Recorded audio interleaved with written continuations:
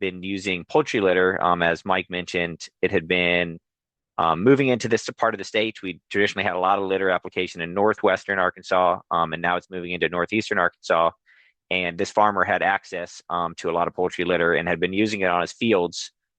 So when he decided to land level this field, they had to cut off a significant amount of topsoil, and several feet in quite a few places. So um, the farmer and through working with the U of A, decided to see how poultry litter might be able to help restore some of the soil health and soil nutrients, soil fertility back to this location. Because typically, when you're cutting a lot of topsoil, you're going to see a big drop in fertility those first few years.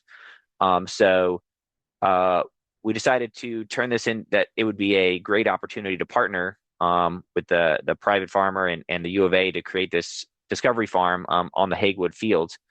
And so that's when we're going to create not a perfect experimental test, but a practical test of applying different amounts of poultry litter to this field. And just for reference sake, I see I might have skipped over this. The farm does flood historically, and during the course of this project, there was a minor flood in 2023 while we were monitoring where the river crested at 28 feet, and that did completely inundate the field with several feet of water. Um, so yeah, that brings us into the actual farm and field. And if you look, let's see, do I have a pointer here? Yeah. So the top right corner, I'm not sure if y'all can see, but the top right corner of the slide here is actually the White River. You can see it just barely there in the picture. So that's how close it is. There we go. That's how close it is to the farm. So there's a couple interesting things that are notable about this field. So we decided to split this field, or the farmer did, into three separate fields: the north field, the center field, and the south field. The north field is the largest at 35 acres, and then the center and south are both 20 acres. A couple of interesting things is the north field is in row rice, while the center and south fields are typical flooded rice. And since switching production, it has been in rice every year, although the farmer does plan to rotate in soybeans in the future. So, irrigation sources. Each field was outfitted with a new water well riser. Um, in addition, an interesting thing to note about this is the center field is in row rice, and it actually drains, or sorry, the north field is in row rice, and it actually drains into the center field um, as part of the irrigation. That's how the farmer wanted to set it up. So it's a kind of an interesting format for catching that runoff from the north field and moving that water into the center field. Um, yeah, and so that's kind of our field demographic. Oh, and I forgot to mention, of course, that each field is being applied annually with a different volume of poultry litter from where the farmer sources it from. So the north is getting 2, the center is getting 3 tons per acre, and the south is getting 4 tons per acre.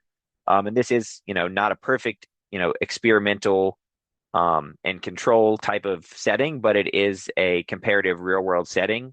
And I would say that 4 tons of poultry litter is a significant amount of litter, more than you would typically see put on a farmer put on a field. So it's interesting, the farmer is willing to take on that expense of the litter and to see what kind of outcomes it might have on runoff and um, soil nutrients. So this first slide here, to see the same fields. This was some drone imaging we captured.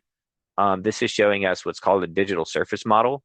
Essentially, it's using LiDAR and high definition imagery to uh, map relative elevation. This was collected in 2024, so last spring, and it was collected on bare soil prior to any germination of plants. So what this one is kind of showing, lighter colors are higher elevation, darker colors are lower elevation. So this is just kind of showing you the general elevation of each of the fields, the north field being the highest, which makes sense because it's draining into the center field, which is going to be lower below it. So kind of water movement is just giving you a scale of how water moves on this field. Um, and same with this next slide. It's another digital surface model map, except in this one, instead of scaling all three fields together, we're scaling each individual field's elevation, which can kind of show you the precision of this technology. And a couple of interesting things that I want to point out here. So this is also giving you an idea of how water flows. Higher is light, darker is low. So water is moving from, the top of the field down to the bottom, top of the field here. So there's a drainage ditch between these two fields here, which the south field is draining up. The center field is draining into that ditch. And of course, the north field is draining into the center field.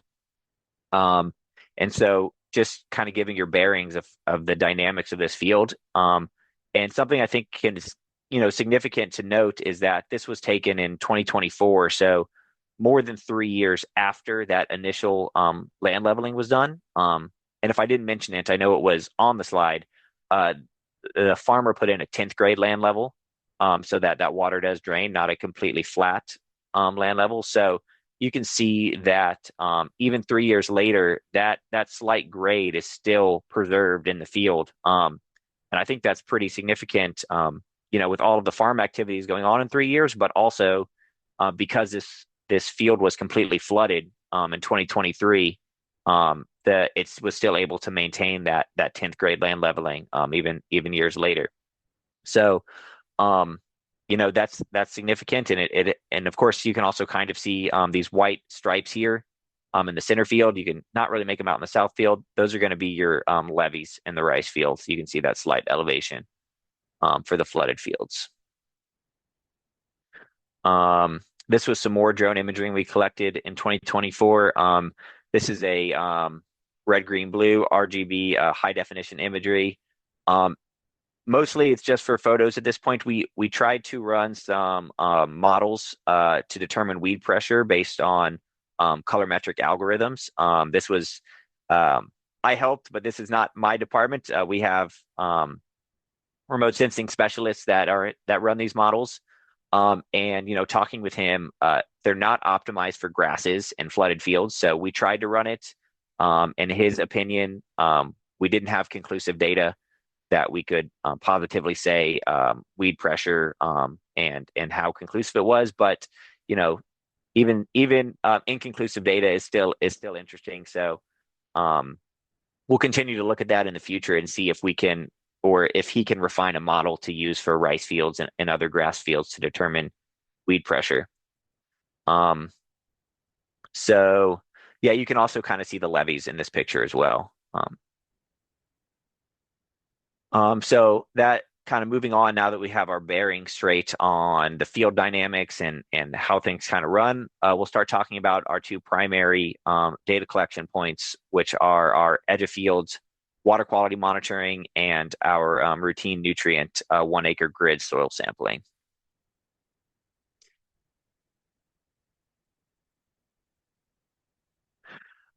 So first, edge of field water quality monitoring. Like I mentioned, the field was land leveled in 2021. We began collecting edge of field monitoring using automated ISCO water samplers in the winter and early spring of 2022.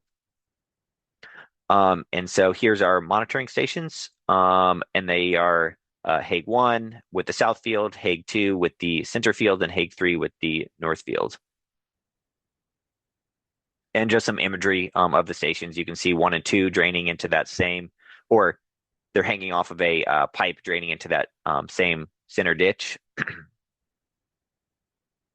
And then Hague 3, you can see on a drop pipe, and that's actually dropping into the center field.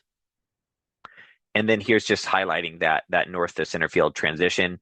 You can see at the top of the screen here, that's the row rice. And then as the water kind of floods down or drains down, it turns into a light flood and then drains off here through this one drop pipe into the center field. I think it's kind of a cool aspect that the farmer wanted to put into this field to help reuse and conserve water.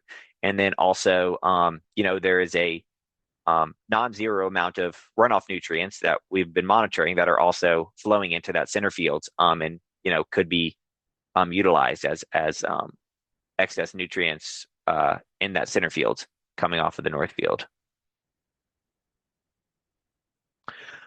So just coming into some of our data here, this is rainfall data. I won't bore everyone staring at graphs for too long. This is just our rainfall over those 3 years by month. Kind of typical distribution of spring and fall rain. But it'll be more interesting looking at it in terms of our water runoff. So in this chart, I'll give you a second to kind of get your bearings on what we're looking at. But this is our total mass nitrogen load loss in pounds per acre, which is how we like to do it for our fields if we can. And so Hague 1 is in blue, Hague 2 is in orange, and Hague 3 is in gray. And remember, Hague 1 is the highest, 4 tons per acre, and Hague 3 is the lowest at 2 tons per acre. And that's also the row rice field. So, nitrogen loss, you can kind of see there is a jump in early spring, but that's also the farmer, on his own devices, because he's gonna do what he wants to on his fields. He wants to put out 300 pounds of urea and 100 pounds of potash every spring right before the flood. So you can see a jump correlated to the urea output in the spring. And then the poultry litter application, we'll talk more about the timing later. But he wants to get it out there, but a lot of it is dependent on field conditions for spreader trucks and things like that. So sometimes it's in the fall, sometimes it's in the spring. And the other thing to note, we'll talk about that here. We'll talk about it in the next one actually. But this is our phosphorus. And I would say that these levels aren't that high. There is obviously some phosphorus runoff, and phosphorus is going to be our major concern, soluble phosphorus coming off of high poultry litter application. That's the major thing we're worried about impacting our waterways. And the levels of magnitude aren't that high, and they're not that different between the 4 ton and the 2 ton, which I would have expected a more significant difference for the blue field, the Hague 1. And you can see in 2023 and 2024, he did apply his poultry litter in the fall. And you can see a jump, but I wouldn't say that it's an extremely high jump, considering 4 tons of poultry litter is a lot to go out. So there's our phosphorus, and then we're just going to touch on potassium. And this is interesting, and I'm going to kind of talk a little bit more about this later. But the potassium runoff is actually quite a bit higher than the phosphorus runoff, which may be a little bit unexpected. But some of that might have to do with the amount of potassium being built up in the soil, and we're going to look at that more when we look at our soil tests in a little bit.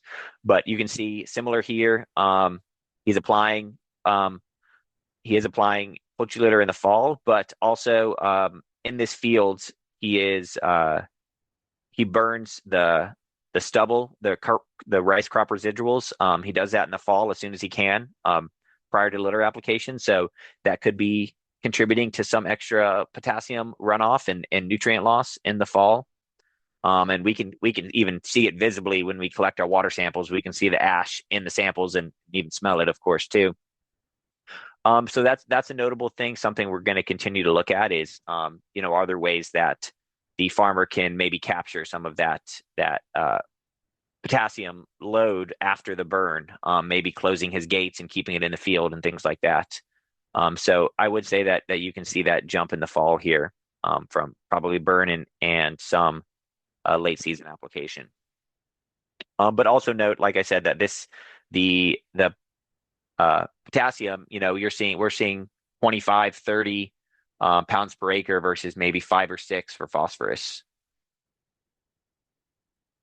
So that's going to bring us to our soil sampling. We've collected several different types of soil samples on this project, but our primary data collection was routine Mehlich 3 soil tests collected on 1 acre grids. You can kind of see the gridding over here for each field. And of course, we're pairing this. Our goal was to, of course, collect this prior to litter application each year, because that would skew our nutrient analysis. But as I mentioned before, we're working with a real world farmer, and farmers make split second decisions sometimes when they have to do things for their field. So you can see we collected our soil samples a few months before litter application in 21, 22. One way that I like to look at this is what season it was for. So what season is the litter being applied for? So for our 22 season, we collected it before. Our 23 season, we collected it 1 month before litter application. However, in 24, um, you can see here that we were not able to collect that sample prior to the litter application. The farmer made the split decision that he had to get the litter in the field when the conditions were right.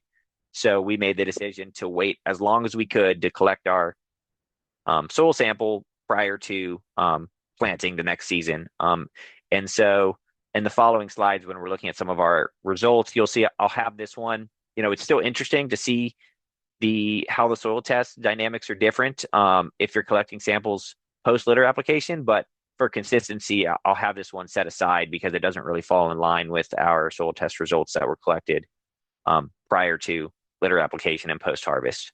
And then in 2025, we collected our last sample, or for the 25 season, we collected our last sample a month prior to litter application.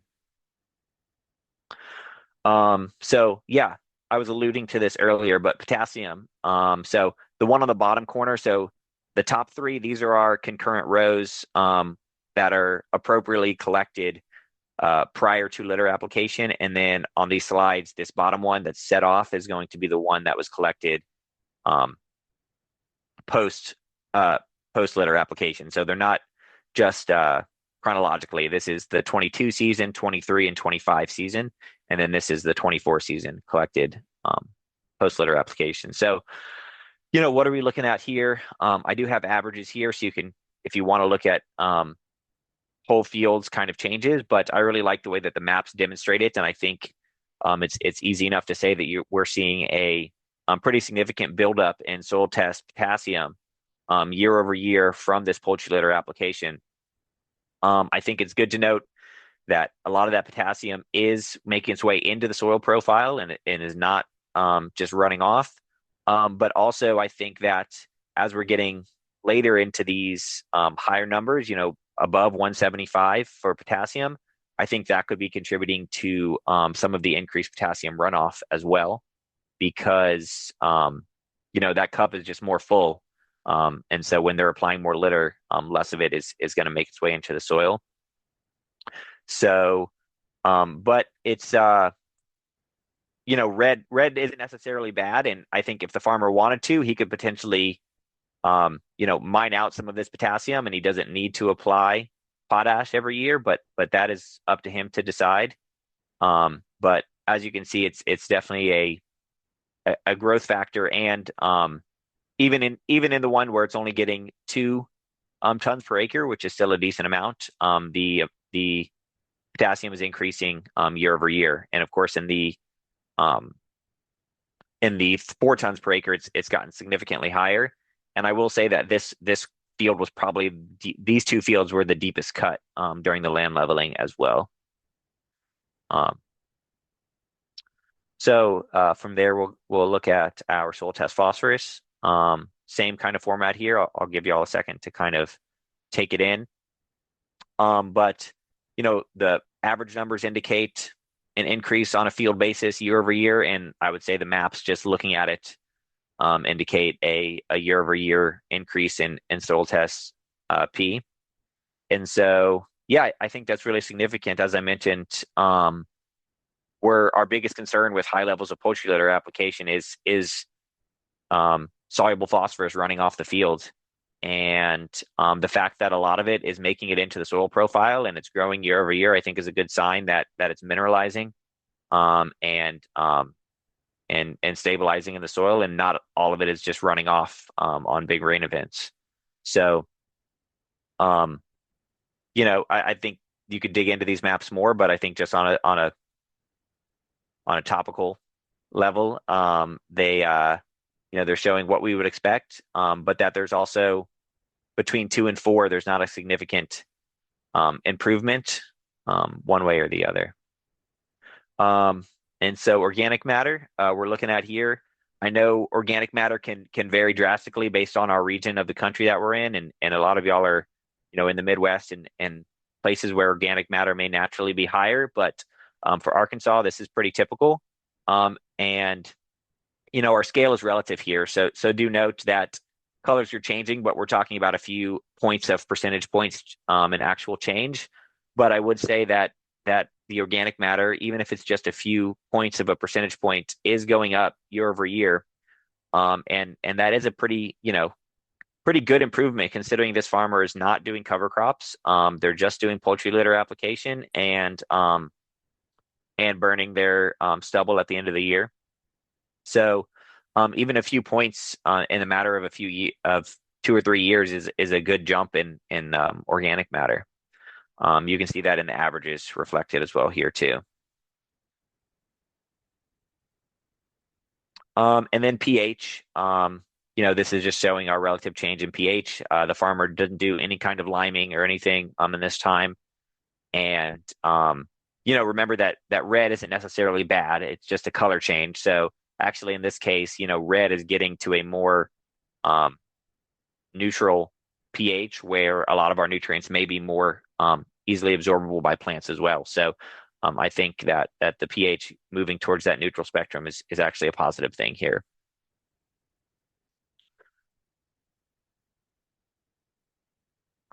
And then last thing, I'm not going to spend long here because it's just a table, but this is just showing some of the other soil testing we did. We were collecting Haney soil health tests annually, which I'm sure many of y'all are familiar with.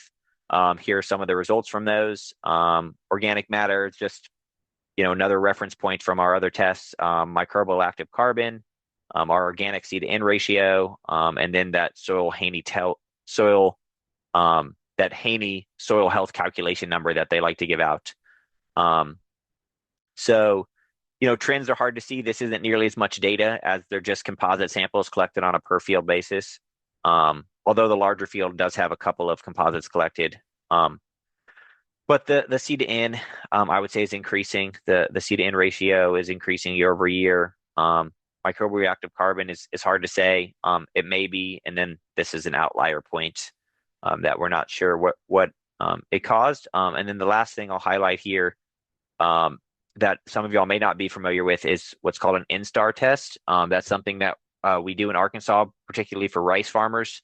And it's a cheaper alternative to the Haney test, and it's trying to give you an estimate of how much nutrient or how much nitrogen may be available for your crop in the soil profile, and give you a recommendation on how much you may be able to reduce your nitrogen application year over year. And I would say we're seeing a buildup in our nitrogen profile as well year over year. And the last thing I'll talk about is just kind of some things we've discussed with the farmer, some things we're working on, which is kind of whole field nutrient balancing, things that we're able to look at on the whole field basis, and then just some additional info. So first thing, whether or not you're familiar with working with poultry litter or other manure or other organic fertilizer applications, I just want to highlight how important it is to always do a litter analysis year over year, which we did, and we factor into our some of our calculations. And so just highlighting how different, even though this farmer is sourcing his litter from the same poultry farm every year, look how different this K2O is year over year. 80 versus 30, or sorry, 80 versus 50. 80 for 23 and 24 versus around 30 for 23. So, in this situation, we were just doing the same amount of tons per fields because we were trying to be consistent. But, as a farmer, you definitely want to take that litter sample and make adjustments for your tons per acre and your soil tests for what you might need. And this could also account for why our potassium levels, we saw a big jump in 23 and 24. both in soil and in some of the potassium runoff because that litter was very heavy in its potassium ratio. And then this last thing, this was something that we're working with the farmer and something that we're working on as a U of A. It's kind of a whole field nutrient balance chart. So trying to give the farmer a tool to take soil tests, easily just copy and paste them into a spreadsheet and then have it spit out averages, medians. They can plug in their inorganic fertilizer applications. They can plug in their poultry litter application and also their litter analysis and try to get a vision of what's happening year over year in their fields in terms of so you can see, this is from our soil tests. There's our litter analysis, commercial fertilizer, how much was applied, and also see basing that on the farmer's yields, how much was potentially mined out year over year based on the crop. And so this is based on book values for how much a bushel of rice is going to pull out for nutrients, and we also have rates for all of the other standard row crops. And then the unique thing we're able to look unique thing about this field we can look at is we actually have that edge of field runoff value too, so we can calculate in how much nutrients we're losing off the edge of the field as well. And that's kind of just giving the farmer a overview of the nutrients in and out of his field year over year. And yeah, that's all I have for our presentation today. I think I did okay on time. Hope I didn't go too fast through some of these things. And I'm happy to take questions as well as Mike will be here to answer some questions as well.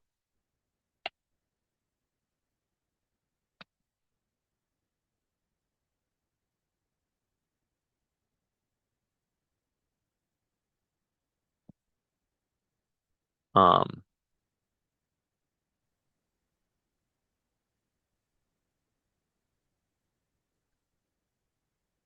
Any questions?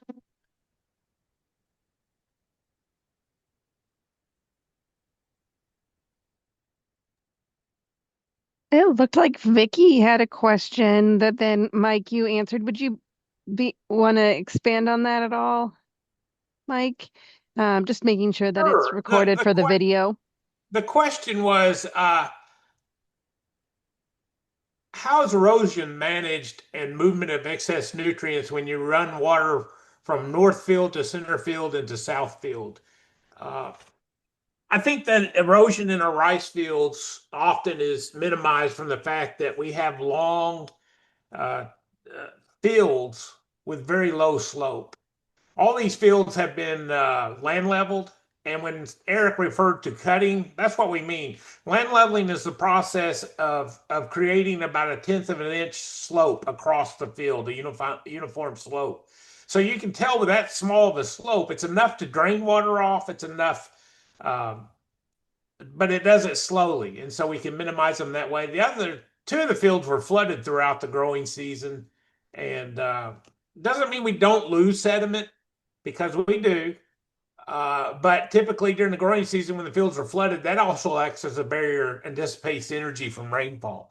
But as far as our irrigation, we have found is that we lose very little sediment loss during irrigation as compared. Now, we will lose a little bit more from what Eric called row rice. Row rice is just simply the fact that where we grow rice in Arkansas, rice is a big user of water when you flood irrigate. We're flooding that depth and keeping that flooding depth for most of the growing season of 4 to 6 inches deep. Our soils naturally have pans that will restricted the downward movement that will let us do that. But it is as a cost of our groundwater and where we're lowering groundwater. So farmers have been looking at can they grow it and just keep the soil muddy as opposed to wet. But it has to be the right situation for row rice as far as saving water.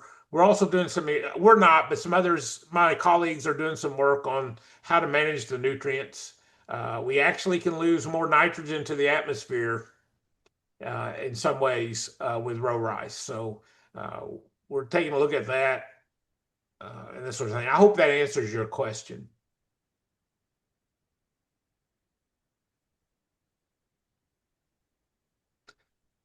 I know this is a lot different situation and setup than what you might see uh, in the Midwest. We do things a little bit differently. We chose this approach to really kind of get an idea of what's going on more holistically in terms of nutrients loss and runoff. One of our things going in is that poultry litter in some parts of the state's heavily regulated, where we apply it on pasture because of soil test phosphorus buildup. We didn't really know what was going on in row crops. Our thought process was is that we probably removed more of the nutrients in the grain than where we grow forages and we recycle a lot of the phosphorus back through the animal that's grazing. We don't think the buildup will be as quick, but we don't want to create the situation that we had in Northwest Arkansas and Eastern Arkansas either. So we've been looking at the different nutrient levels, like Eric showed you. We're not quite sure as a state how to handle or what the Haney test means. Certainly, we don't recommend people using our using the fertilizer recommendations from the Haney test. We would rather them still use our soil testing program because we've done a lot of field correlation and calibration work there.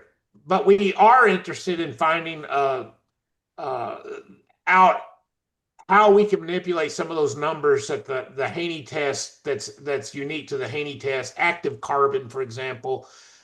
We already had a test for mineralizable N, and that's called N-Star. That measures amino acids and other forms of nitrogen that could be mineralized during the season, and we do reduce our nitrogen rates based on that test.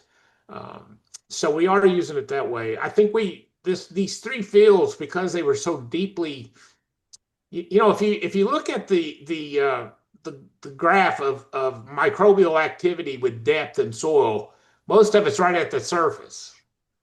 And so when you make cuts for land leveling down to 8 feet deep in the soil profile, you remove a lot of that the microbial activity. And the one way we've overcome it over the years is with fresh poultry litter. We thought it might be some type of biological unlocking of things that would help restore productivity. Some guys have land leveled, and it's taken 20 years to get their fields back productive like they were because of removing the upper portion, the A horizon of the soil. And so we wanted to study that too. But what we found is we had a graduate student that did before and after poultry litter applications and looking at the soil microbiological populations, and they did not change significantly from before. They probably would have if we did the before after land leveling and then the after putting the poultry litter out. And so we may not have given it enough time to see a change in microbial populations. We probably sampled too close to when we added the feedstock or the poultry litter. So unfortunately, we lost our soil microbiologist. We lost our postdoc soil microbiologist, and so all of our soil microbiology work on soil health has been stopped, and we're hoping to start that back up. Some of the other parameters that we've measured that we didn't report on are bulk density, some of the physical properties. The one physical property I will say that we're seeing pretty routinely change the quickest in our soils from a soil health standpoint is the water aggregate stability. We are seeing where we go no-till and adding poultry litter and some things, or going cover crops that we can see, the idea of structure coming back to our soils, downward structure, structure with voids. Right now we have a lot of soils that are very platy, and that restricts a lot of downward movement. And so we are happy to see that change after a year or two of some of these practices on aggregate stability. And we think, but we don't see it sometimes in bulk density. I think sometimes with cover crops, there's a tendency to think that the soil is drier than it is and that you can get out there a little earlier. And so we've actually seen some cases where bulk density is increased with the use of cover crops. I also think from the standpoint of infiltration, we just can't take enough infiltration measurements to get a good idea of what the variability is and how to see if infiltration is actually increasing. And I think we work on a field scale, but obviously we measure infiltration on a point basis within that field. And we use some automated equipment, but even then, we're still not taking enough samples to really characterize the variability properly. And I don't know a way around that. I do think that if we could somehow look at bulk infiltration by using our runoff data, that might show us some differences. Hey, Mike, let me answer one of these questions here real quick that somebody was asking about um, if we knew where the K2O increase came in the litter samples from 23, 24.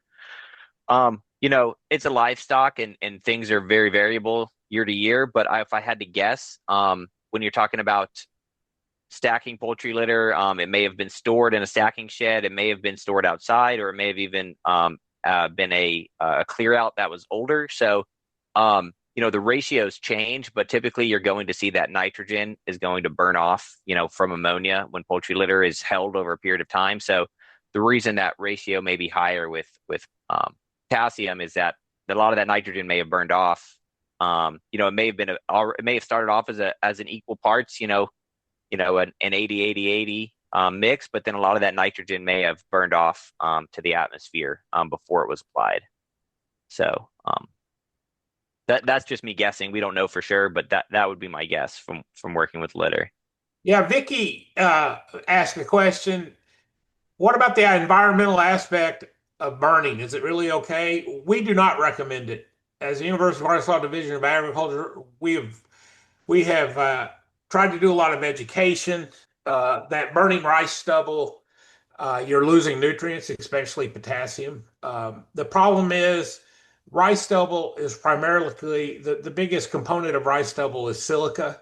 It's very hard to handle. It doesn't break down very quickly in our wet soils over the winter.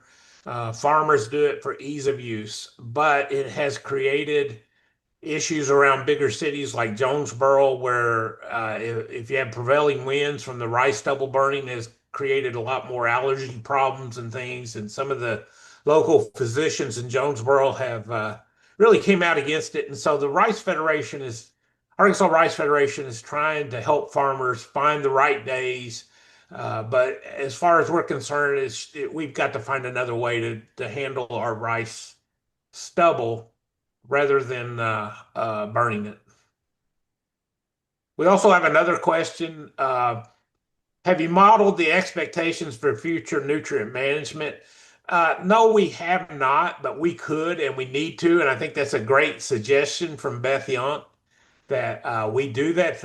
We do that. This is the reason we got involved in this project, is that we don't want to build up phosphorus to levels that we're losing significant amount of soluble phosphorus in our runoff. Our runoff has not shown that to this point, but I think that we want to continue to look at this data.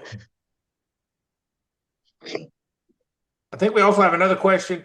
What would be the reason for increasing soil pH with poultry manure application in the study?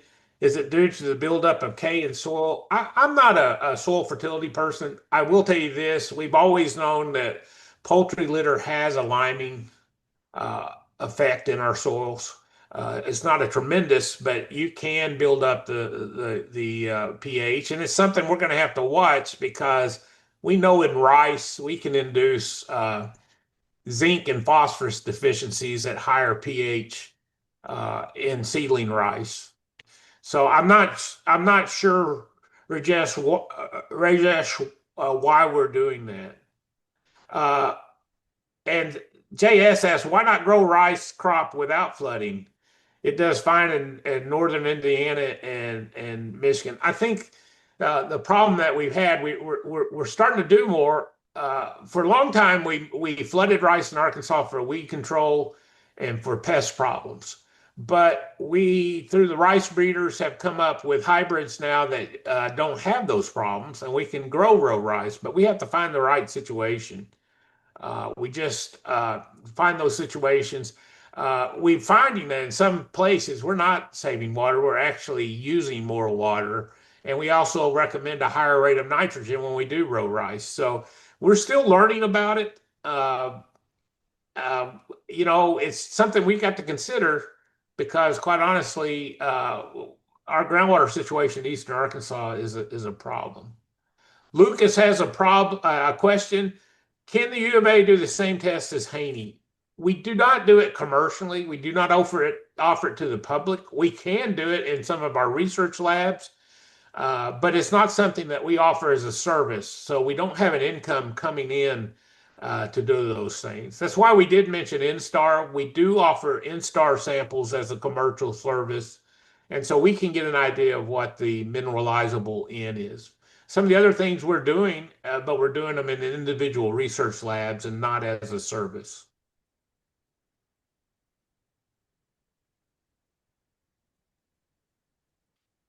Jim Mitchell says that burning can be a mitigation for red rice seed distribution. Yes, obviously we have a problem with red rice. It's a weed.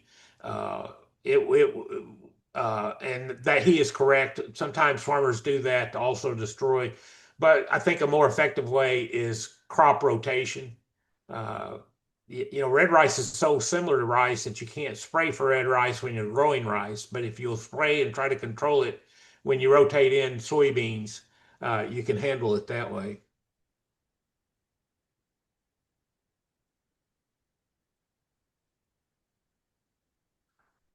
What method are you using to measure aggregate stability? We're still using the old-fashioned wet sieve method.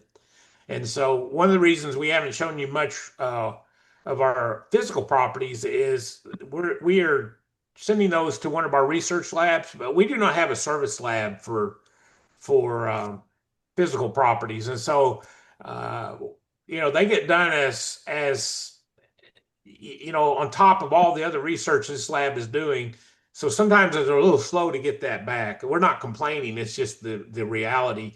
We don't try to do those ourselves. We send them up to our campus and have them done. Vicky says it was great that you analyze the litter each year. We feel like we have to because of the variability that you saw, and we also do it from educational purpose. Some row crop farmers are buying litter and they don't know what they're putting out. And the whole point of using litter in combination with commercial fertilizer is that we eventually want to develop nutrient credits from the fertilizer or from the poultry litter. I know in Wisconsin and other places that utilize dairy manure heavily, they do take credit for some of those things. We just have not done that. And because primarily we've not used animal waste on our row crops until the last 15, 20 years. And then even then it wasn't widespread until probably the last 6 to 8 years.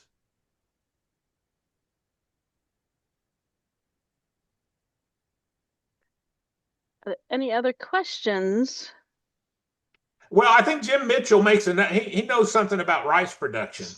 Flood irrigation in our state can increase pH also. Because we have a lot of calcium carbonate and magnesium carbonate and a lot of alkalinity naturally in our well water.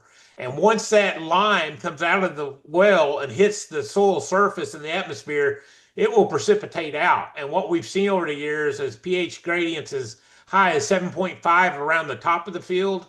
And because we flood irrigate it in succession through levees down the field, we may get down to a pH. The bottom part of the field is 4.8. So we can range anywhere from 4.8 to 7.5 in those fields.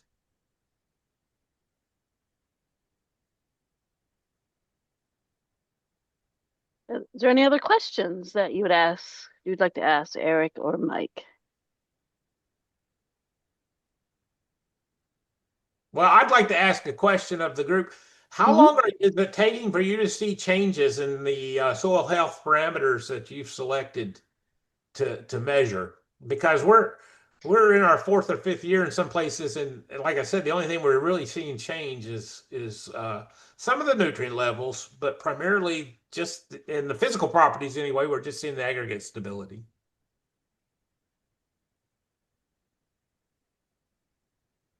I can say for for me, I'm up in Michigan. It depends on, there's a lot of factors. We have such variable soil types. It depends if it's a coarse or a fine texture soil. It actually depends where you're at, which side of the state you're on, which lake are you being affected by. So it's taken that for coarse texture soils, we can actually see changes rather rapidly within 5 years. The finer texture is going to take longer. However, with that being said, we also see degradation very rapidly. So again, it's just keeping on it if you want to see an increase. So I would say don't expect anything under 20 years if you really want to see some good changes. Okay, great. We're not alone then. No. Nope.